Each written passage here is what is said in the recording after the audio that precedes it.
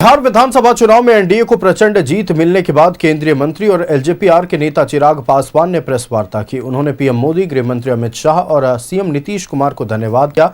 उन्होंने कहा कि आरजेडी का अहंकार ही उनके पतन का कारण बना। उनका एमवाई समीकरण भी ध्वस्त हो गया। साथ ही एमवाई को महिला और युवा बताते हुए कहा कि एमवाई को पीएम मोदी ने भी आगे लाने का काम किया है।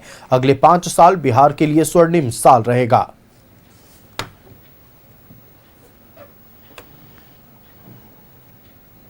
अहंकार उस गठबंधन का देखे कि जनादेश अभी तक आया नहीं था और 18 तारीख को हम शपथ लेंगे, 18 तारीख को हम शपथ लेंगे।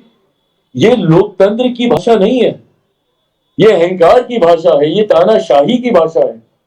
और जिसको 90 के दशक के बाद जनता ने नकारा तो आज तक उन्होंने कभी स्वीकारा नहीं। आज के बाद राष्ट्रीय जनता दल जिस तरीके से ये सांप्रदायिकता, जातीयता का प्रतीक बन चुका था, एमवाई समीकरण, और कल मुझे खुशी हुई कि जिस बिहार फर्स्ट, बिहारी फर्स्ट की सोच को मेरे प्रधानमंत्री जी ने भी मजबूती से दोहराने का काम किया।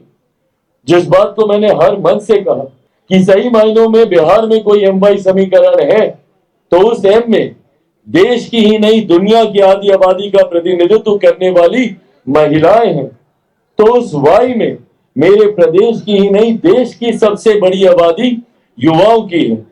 ये है सही मायनों में एमवाई का समीकरण।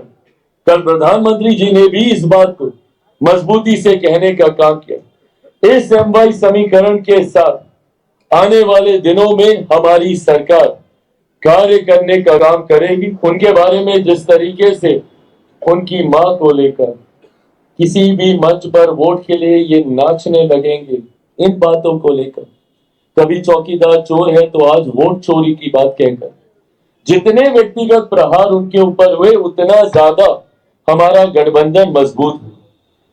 बिहार बिहारी मर्यादाओं के लिए जाने जाते हैं, अपनी सभ्यता के लिए जाने जाते हैं। ऐसी असभ्य भाषा कभी भी बिहारियों ने स्वीकार नहीं की।